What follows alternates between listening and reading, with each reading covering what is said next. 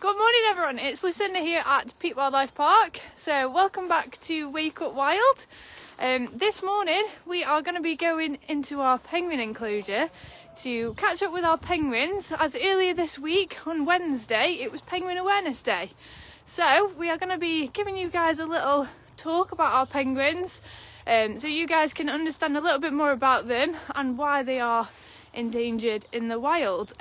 So we're going to be joined by Reese, who's going to be doing a feed with our penguins this morning and letting you guys know a little bit more about them. So if you guys have any questions about our penguins, then please let us know and we will answer them as we go along. But also, if you guys have adopted any one of our penguins, then please just pop that in the comments below as well. Let us know who you've adopted and we will try and point them out to you on our talk today. So I will just say hello to a few people this morning. So hi to Jackie, Julie, hi to Emma, Kerry, Heather, Kathy, hi to Sinead, Christine. So give us a wave everyone, so pop a little wave in the comments below. Hi to Dan and Clev, just joined us. If you would like a shout out as well this morning guys, then please just pop your name in the comments below. We'll give you a little shout out. And let us know what you guys are doing in lockdown number 3. So yeah, we'll just start making our way over to Reese, who's just started feeding the penguins. He's managed to get them over. So I'll spin you guys around so you can see. And as I said, if you've got any questions as we go along, then please just pop these in the comments and we will do our best to answer them for you. So Reese is here. Good morning guys, welcome to our penguin talk from the live, and also we're doing a little bit of feeding this morning. As Lucinda just mentioned, it was to celebrate Penguin Appreciation Day, Penguin Awareness Day as well. We do very much appreciate our colony of penguins that we do have here. We've got a big colony of Humboldt penguins here, which were originally native to Peru and Chile along the coast, which is in South America, so they're a quite warm climate penguin. But don't worry too much, as it's very cold and very icy at the moment. They're also perfectly well acclimatised to dealing with those weather conditions as well. As you can see, everyone's coming over for their morning feed just now. We've actually got Mo and Violet at the very front of our feeding queue. Violet is actually one of our elder penguins. She's going to be 13 years old this year. Mo is one of our younger ones. He's also got a little red armband on his wing as he runs off over there now. We've also got Toodles, who's come up as well. So you might be wondering how we can very easily identify all of our penguins. Every single one does have a name, and they definitely have their own personalities as well. In fact, one of the easiest penguins to tell apart is actually Pongo, who's just caught this fish here. Just having a little bit of a play with it. There we go. Now the way we tell our penguins apart is by looking at their bellies. On their bellies they've got lots and lots of black spots, which is actually what we use to identify them. As each penguin has their own unique spot pattern of spots on their belly, and Pongo actually has the most spots out of anyone in our colony. So if Pongo does come back over, what we'll do, we'll point him out again, as he does have the most spots out of anyone in the group. Now every now and again as well, you might see a penguin come over with a little coloured armband on their wing. As we mentioned previously, Mo, who has a red armband on his left wing. We've also got a penguin called Shelby, who has a red armband on his right wing. Just to name a few, we've also got some that wear blues, greens and yellows as well, to keep an eye out for. Here comes Orion as well, who's actually Mo's dad. So Mo was a youngster of ours who hatched back in 2017, so he's going to be 4 years old this year. So time's certainly flown by with that. And last year we also welcomed some youngsters into our group as well. We had 4 baby penguins join our colony, which is Reggie, Rudy, Orville and Wilbur, who are all still showing their juvenile feathers off. So like Orion here, he's very much black and white in colour, as is Violet. As they all start to move away, we've also... I think I was scaring them away then. Yeah. And Pickford's caught that one, and here comes Orion again. So these have all got very much black and white markings, so that's a true adult feather pattern. Whereas our youngsters, if they do come over, we haven't got any up here just yet. Some of them are thinking about it. They've got more of a brownish and grey plumage, so they haven't got all of their adult markings through just yet. That's something they'll get through this summer when they go through their first ever molt. So every single one of their feathers is going to fall out, and brand new feathers are going to grow through, which will turn their feathers from browny grey to black and white. Now today, I'm feeding the penguins on a fish called a sprat. It's their favourite food that we've got here, as Violet nails that one. You're going to eat it or drop it? There we go, she's decided to go ahead and eat that one. So our penguins can go through around 15 to 20 kilos of these fish every single day, which is about 4 full buckets. so they can go through a fair lot. We actually have got one of the youngsters just thinking about coming over now. We're going to try and throw him a fish. Have you got it? There we go. That's Wilbur over there. Wilbur's one of the four. You'll see he's got brownish and grey coloured feathers, and he lacks the black chest band, which Orion has here. All of our adult penguins have got a big black chest band, whereas Rudy doesn't have that, nor does any of the other youngsters. Come on! Do you know why it is that they have... Sorry, Reese. Do you know why it is that the chicks are a different colour to the adults? So it's just a sign of being a juvenile to them. So one thing that it does help, it actually helps them blend in with their nesting site as well for any predators, whereas when an adult has its black and white markings, it helps them blend in to the ocean itself when they go out feeding. And it's also just a sign of maturity as well. So for any penguins that are getting a little bit older, they reach maturity at around 2 years of age. So Pluto here, the park's first ever penguin chick, who's having a nibble on my finger there, he hatched in 2016.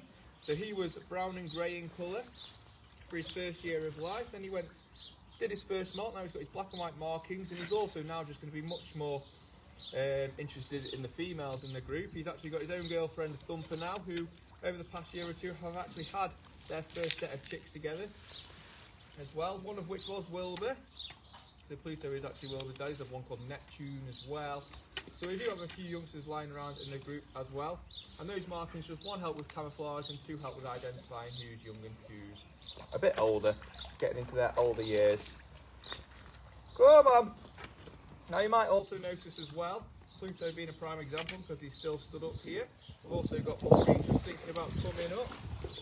Come on! And there's Pluto's girlfriend Thumper. There you go, Thumper. Oh. So you do actually have some fleshy areas on their face just here. You can see that Maureen's a little bit pink in her face today. Pluto's a little bit pale.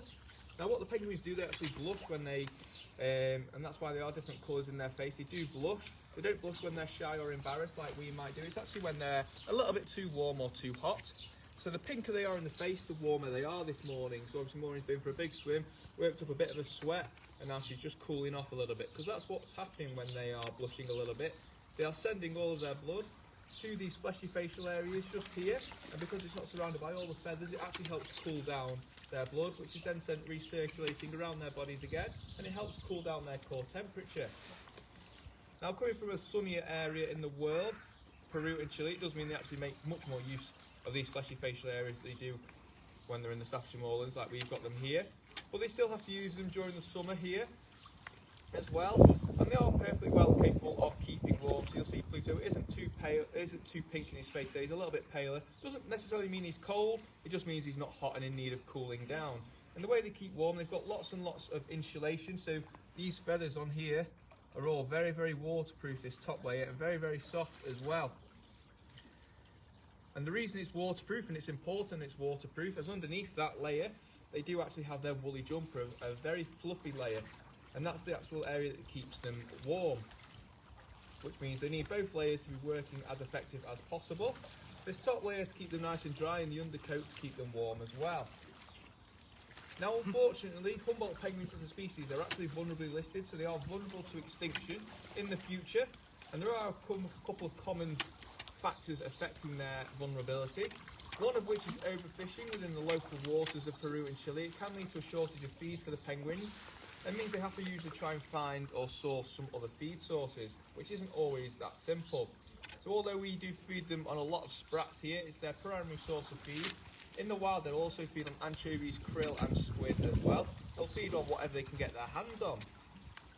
So that's one reason why they are vulnerable to extinction in the future. Another reason is something which is called guano harvesting. Now guano is actually the name given for penguin poo.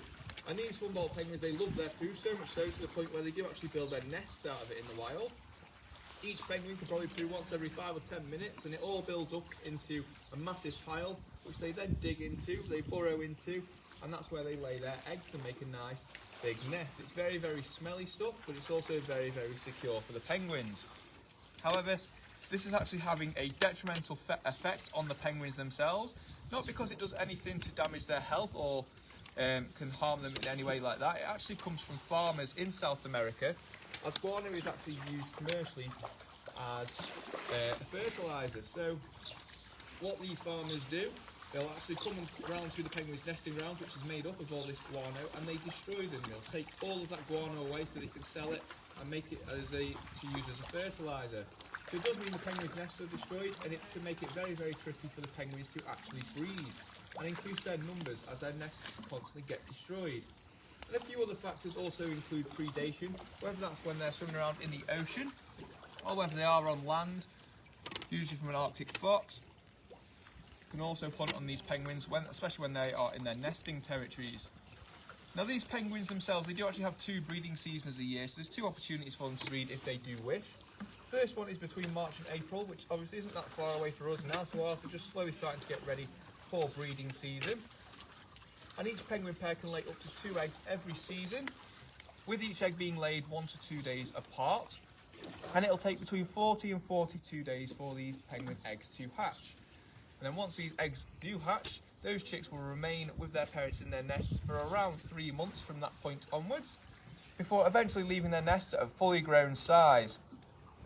That being said, once they have left those nests, though, they still rely on mum and dad to feed them for a little bit longer, so they usually aren't looking to be independent until they're around the age of 6 months.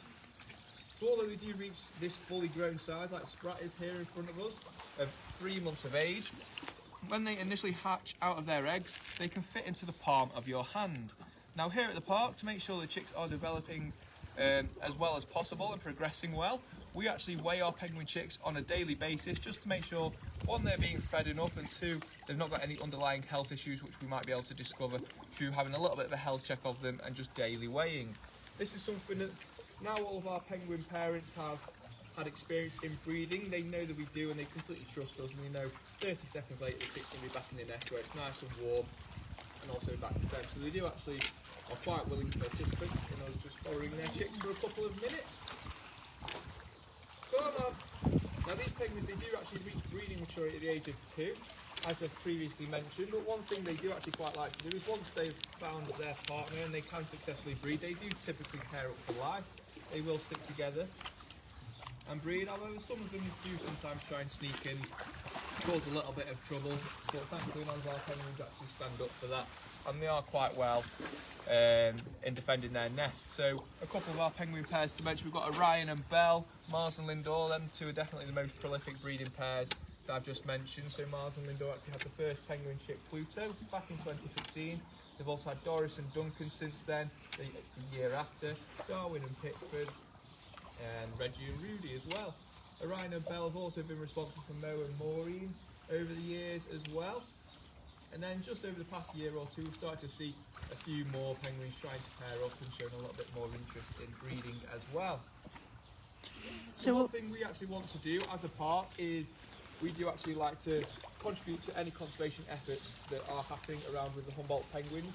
So we do actively support a group called SCONISCO who work out in Peru and Chile, rescuing and rehabilitating and reintroducing injured Humboldt penguins back into the wild. And one thing that we do actually offer is we do offer adoption packs for our penguins as well, where certain funds of that actually go towards that institution as well. So we've got a few people saying that they've adopted a few penguins. Yeah. So I'm just going to go through and we will try and identify them for you. There's a few at the top wall, so we might not see them today. Just let me have a look. So Eva adopted Belle, and she's just wondering if she is here this morning. Yeah, she's in this bottom pool. She did come over for a bit of feed at the start.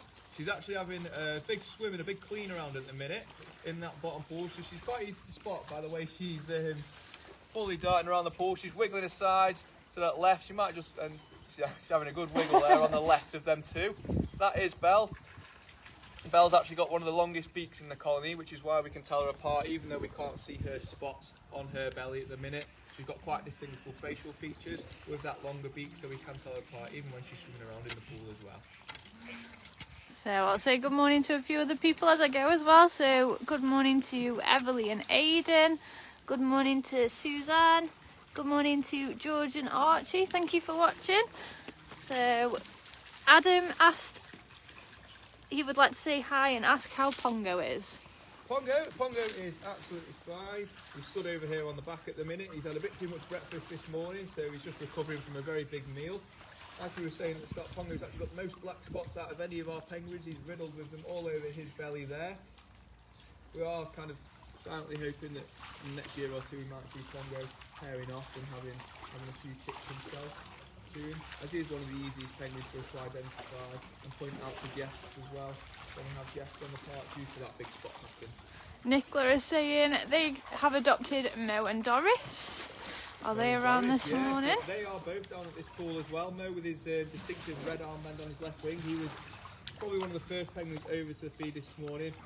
In true Mo style, what he does is he comes up, absolutely inhales his food for a couple of minutes, and then he disappears off, pretends he doesn't know you. Mo's doing very well as well. Mo actually holds the record for being our heaviest ever penguin during his penguinship weighing days. No one's quite reached his weight yet. Once he discovered fish as food for himself, he had no stopping. And then we've also seen Doris down here as well. I think she's currently swimming around in the pool as well. It's quite hard to see at the moment with the light. Sorry, guys. If she does come back out of the pool and over for a bit more food, we'll definitely point her out again. But we have definitely seen her over at the bucket this morning so far as well. So Rachel's saying she's watching and absolutely loves penguins. Good morning to Rachel. Good morning to Emma, Gemma, Suzanne. Thanks so much for joining us. Remember, if you've got any questions as well, just pop those in the comments below and I'll ask Reese for you. So Wilbur and Sprat just coming up for a bit more food now. Wilbur again being one of the youngsters from last year, still with his brownish and grey markings. Sprat's one of our youngsters from 3 years ago now, so she's fully adult. And here we go, here comes Doris now. She's over on the far side, we're going to throw her a fish. Doris typically prefers slightly smaller fish. There we go, she's got a good catch on her there. So there's Doris. Oh, threw a slightly too big one, she's just playing with it now.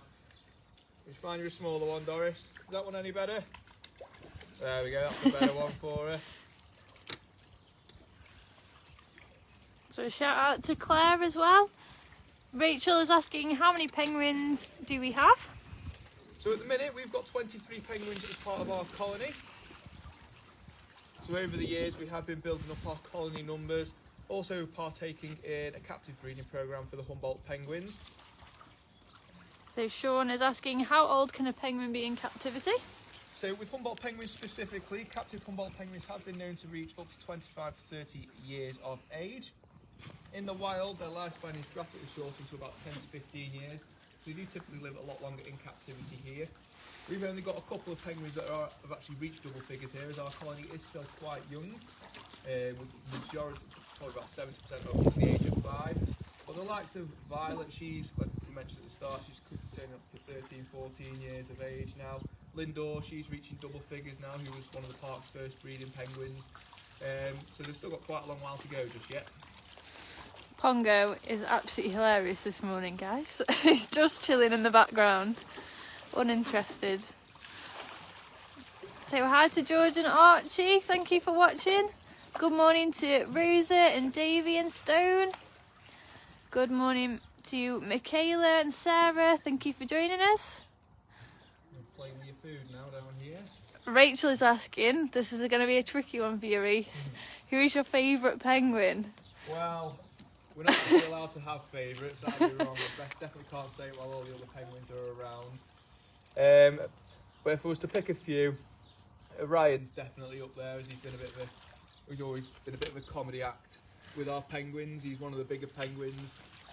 During the feeding time, he knows exactly how to get to the front of the queue, being one of the larger ones. He just casually walks up and boulders all the penguins out of the way to get to the front. He's definitely quite funny. And I do have a bit of a soft spot for Mars as well. Seeing as he was the first male penguin to breed here and had his first chick with us. And one of the things that Mars likes to do on a sunny day is chase shadows, so that's quite funny to watch him do that as well. So just to name a few on the spot, I'd go for those two. Good morning to Khalees and Harley, thank you for watching. We can't wait to see you back as well. Good morning to Emily and Jessica. They're studying penguins at school at the moment, so this is perfect for them. Rachel's saying that Ryan sounds awesome. Ryan is awesome. Yeah, he's slowly getting ready for his next breeding season now with his girlfriend Belle. Now whenever they do go into breeding, we always have to put their nest box in exactly the same place. If it's 6 inches to the right, they can't find it. We have to make sure it's just sat on the edge of this bush here and they'll find it no problem. So from George and Archie, they are wondering how many times a day do you need to feed the penguins? So usually we probably feed them about 4 times a day. Sometimes a little bit less, sometimes a little bit more. It all depends on how hungry they are. They tend to go through feeding phases. So they'll go a couple of weeks where they're absolutely ravenous and probably wanting 5 feeds, and then some weeks they'll probably only want 3 feeds. We usually offer them a good 2 to 3 buckets a day at a minimum. Sometimes it will push up to 4 or 5 buckets depending on season. Sometimes if they're parenting penguins, if they've got some youngsters, it means they're having to eat a lot more so they can feed their youngsters as well. And also in the summer, the penguins go through molting season, which is where all their feathers fall off.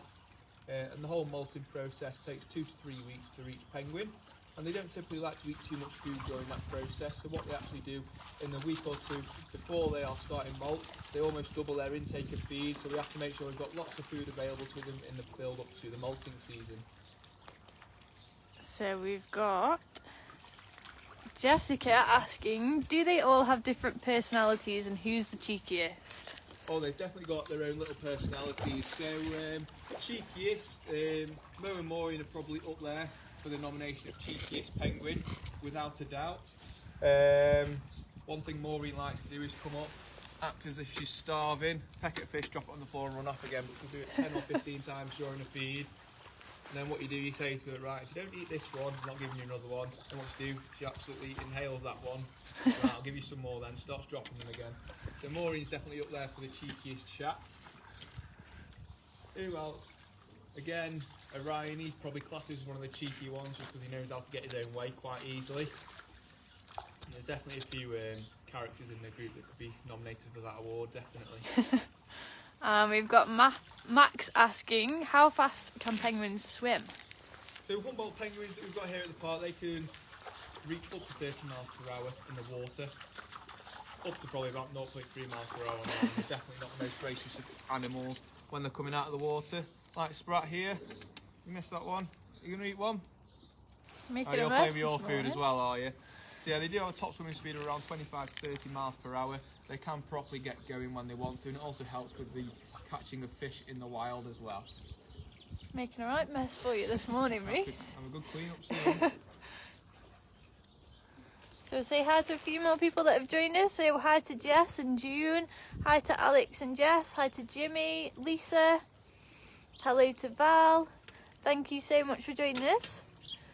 So Zoe is asking, when the parents are on the nest with the eggs, do you feed them while they are on there?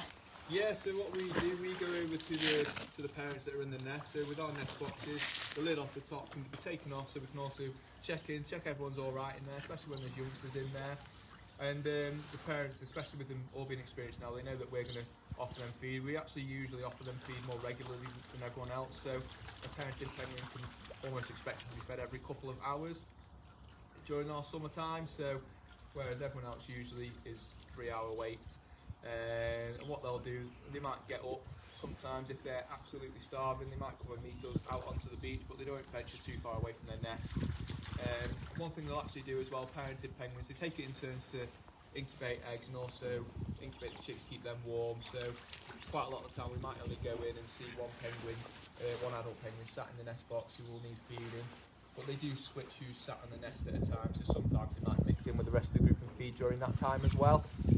But we always make sure they've got lots of access to feed during that time. So Archie's asking, which is the biggest and which is the smallest penguin we've got? Biggest penguin, there's probably a couple again nominations for that. Maybe Orion or Mo. They definitely class as quite big penguins. Pickford as well, he might be kind of in that group as well. Smallest penguins, probably Wiggle. She's definitely one of our smallest. In terms of size, not in terms of weight though, because she does get fed a heck of a lot. She does do really well with her feed. She's definitely smallest in size. Maureen again, she's also one of our smaller penguins as well. But I'd probably say smallest is Wiggle. And Wiggle's my favourite, guys. Wiggle's the other pool at the minute. Can't point her out. So Adam is asking, who is the penguin that wants the most food? Did they like the snow? So our penguins, all of them in fact, do actually love the snow. We'll catch them rolling around in it, sometimes laying down in it as well, so they do absolutely love the snow. What was the other question? Sorry. It was, who's the penguin that wants the most food? Most food, probably keep mentioning his name a lot, Mo. He only wants to know you when he's hungry, which is what he's done this morning really. He's come over, he's had as much as he wants. And he's gone off. He might have got out. Yeah, he's on the back rock wall now, just cleaning himself off. So once he's had his favourite bit of food, that'll do him now for another couple of hours, and then I'm sure he'll be over for more during that point. Again, Pongo also loves his food as well, but he comes over it every now and again. So hi from Cassie and Elliot who've just joined us as well. Claire's asking, why do they have the flesh on their beak? So the flesh on their beak, it's one thing they'll actually use to help cool down on a hot summer's day. Even though, we do get the odd day of hot summer weather here during the summer. They Very do odd. actually use that. So the blushing mechanism, they've actually got some patchy pink areas of skin on their feet as well as their beak as well, which means they can actually circulate their blood through different areas which aren't surrounded by feathers. So the way they will actually use that is to cool down. Because it's not surrounded by all the fluffy feathers, with them having several layers to keep warm, it does mean when with just a general breeze, it cools down their blood, which circulates around their body again, and it helps cool them down. Also, our pools are cold water. We don't heat the pools for the penguins, so if they are feeling like being a little bit more active, what we will do, they'll just go for a quick swim. That also helps cool them down as well. But the main feature of those fleshy facial areas is to help keep them cool. So we're saying it still looks like Pongo is in a food coma. He's doing well there. I think he just wants to be the centre of attention as well this morning. He wants everyone to admire his spots. So we've got Harry asking, have you ever had grey penguins? We haven't. We've only had Humboldt penguins here since we first started collecting penguins as part of our colony, which was back in late 2014, early 2015. We started getting penguins in. That's not to say maybe in the future we might have a little look to see if we can get any other penguins in. We obviously have to make sure they mix well with our Humboldts and get on okay. That's our first priority, is the Humboldts with us having so many at the minute. So hi to Sarah and who's just joined us. Hi to Polly and John. Remember guys, if you've got any more questions, then please pop these in the comments below. It looks as though most of the penguins have gone back over to the pool to clean themselves off now. So Sean is asking, do penguins stay with the same partner for life? They do, yeah. So they do pair up for life. That's one of the main traits that they do actually have. One thing being said though, if unfortunately one of their partners was to pass away, you usually don't have too many issues after that, Joe, to find another partner for a further breeding season, a future breeding season. But they are very, very close as penguins. Even when it's not breeding season, you'll still see the pairs hanging around together, grooming each other, just to keep themselves in good condition and strengthen their bond as well. So when they do pair up, they are very close with each other. One thing that does almost tie the knot for a pair of penguins is the first successful breeding season though. So if a pair of penguins come together and they're not quite compatible, it's not working out for some reason, they don't usually have too many issues in going off to find another partner each until they do find someone they can successfully reproduce with. Love story. Very Exactly. cute. So a question for you guys, out of all the penguins that we've mentioned this morning and that you've met, who is your favourite? So pop it in the comments below. We'll have a little competition, see who the favourite penguin of you guys is. In the meantime, George is asking, which penguin is the fastest swimmer? Oh, that's a very good question. So we've put down the fastest swimmers as the most excitable penguins, which usually means the youngsters, as they're the ones that are playing around in the pool. They do play chase in the pools every now and again. They're darting through the pool water themselves. So I've definitely put Orville and Wilbur in that bracket. They're definitely two of the quicker penguins. Mo, despite his size, he can certainly swim quite fast once he gets going as well. One of our penguins, Paul, as well. We've not mentioned Paul yet. He's definitely one of the quicker swimmers as well. And if I had to ask you, well, I'm going to ask you, Reese. So, what is one of your favourite stories of our penguins carrying out some cheeky behaviour? What is your favourite story? Considering you've worked with them so long. Definitely one of the cheekiest and funniest stories, even though it'd be at my expense, because we were doing a little bit of filming for a TV show called The Pets Factor, where Orion was involved, Mo was involved. So in that programme, what Mo was having done, he was having his beak trimmed as it was getting slightly overgrown. Ryan was having his beak trimmed. Mo was having his DNA test to find out whether Mo was a boy Mo or a girl Mo. So when we went to get Ryan out for his beak trim, he was in his nest at the time with his girlfriend Belle, just keeping their eggs warm for that season. So I picked Ryan out of his bucket and he pooed all over me. So he was having a little bit of a protest then about that. There's a few other cheeky stories here and there. A few years ago as well, it was also got very, very cold here, the coldest it's ever been. It actually started to partly freeze over our penguin pools. All the penguins were fine, except there's always that one penguin that has to try and get one up on all of the others, who decided to go for a little swim under the ice in one of the pools, and actually ended up in us as keepers having to jump into the frozen pool to pull him out because he got himself stuck. I think I remember that one as well. So you see Mo's a reoccurring theme, and then there's something going on that shouldn't be. So we've got a few people saying who their favourite penguins are. So we've got quite a few for Orion, quite a few for Pongo. We've got Wiggle in there as well. So keep writing in the comments, guys, who's your favourite penguin. It doesn't have to be one we've mentioned. Anyone that you've seen on your visits here. So we've got Maureen in there as well. Pongo is still just in a food coma over there. So George is asking who's that behind you. This is Pongo. This is Pongo, yeah, he's not moved from that spot since having his big feed at the very start of filming. He's been joined by Sprat though. Sprat's come up, he was just having a little bit of a chill with Pongo now as well. He's not doing any of the clearing up of the fish from around her though, which is a bit disappointing from our point of view. We're going to have to pick those up ourselves. So we've got Julie now saying Mo. Mo is her favourite. Yeah, Mo would be a lot of people's favourite. The cheekiest ones. He's just, he's still sat at the back wall now of the pool. You might be able to see them. While fixing his back at the minute. That's his favourite sitting spot after a big feed. So I think Pongo is winning to be the most favourite at the moment.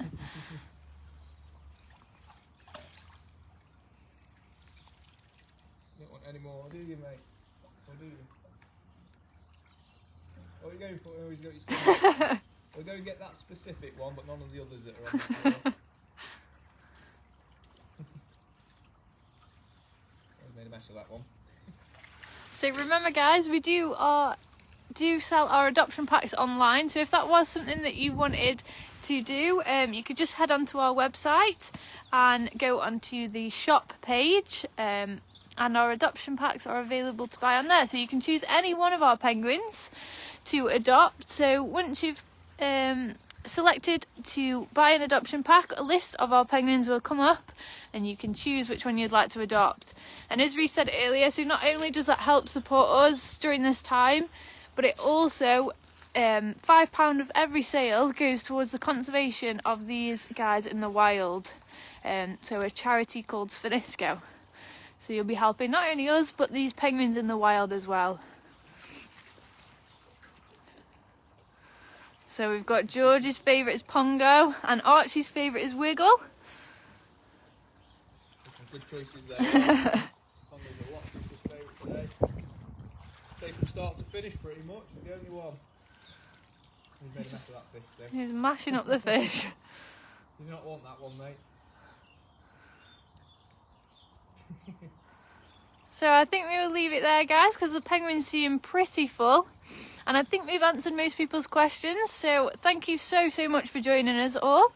And keep your eyes peeled on our Facebook page. We'll be posting more live videos that will be coming next week. So we'll have our breakfast show on Mondays and Fridays as normal. And we'll be doing our how to train your videos, which is on a Tuesday. So our training Tuesdays. And this week we'll be going into our zebra enclosure to do some training with our zebra. So don't miss out on that. And like I say, we'll be posting those on Facebook later on today, so keep your eyes peeled for those. But thank you very much for joining us, and thank you very much, Reese. Thank you very much, guys, for joining us this morning. We shall see you soon.